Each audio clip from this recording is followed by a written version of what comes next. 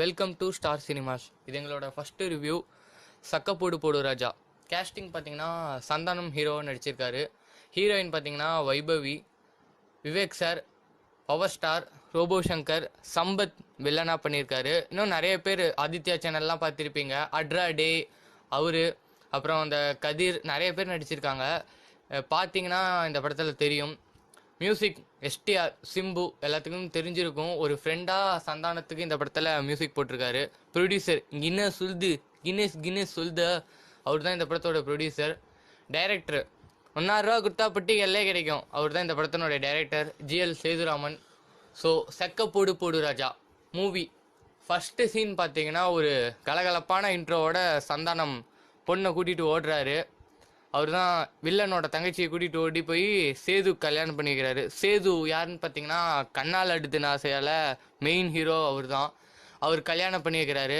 அதுக்கப்புறம் ஹீரோயினை பார்க்குறாரு. அப்படி இப்படி லவ்லாம் போகுது.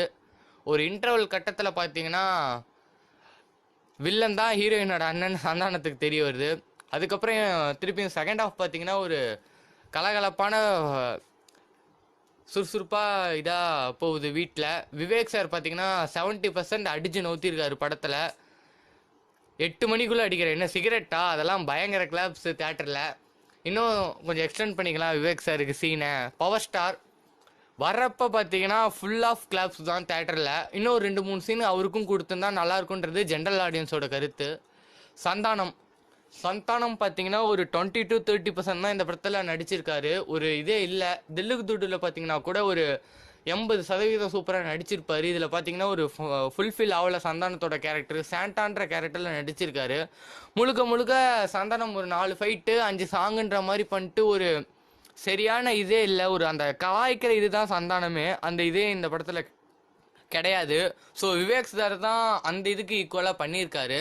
ஸோ சந்தானம் அடுத்த படத்துலையாச்சும் கொஞ்சம் பெட்டராக கொடுக்கணுன்றது எங்களோட ஐடியா. கண்டிப்பாக தேட்டரில் போய் பாருங்கள். படம் கொடுத்த காசுக்கு ஃபுல் என்டர்டெயின்மெண்ட்டாக இருக்கும்.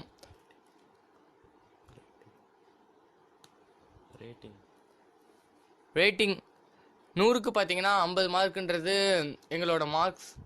5க்கு பார்த்தீங்கன்னா 2.8. லைக் பண்ணுங்கள், கமெண்ட் பண்ணுங்கள், ஷேர் பண்ணுங்கள். மிகவும் முக்கியம், சப்ஸ்கிரைப் பண்ணுங்கள்.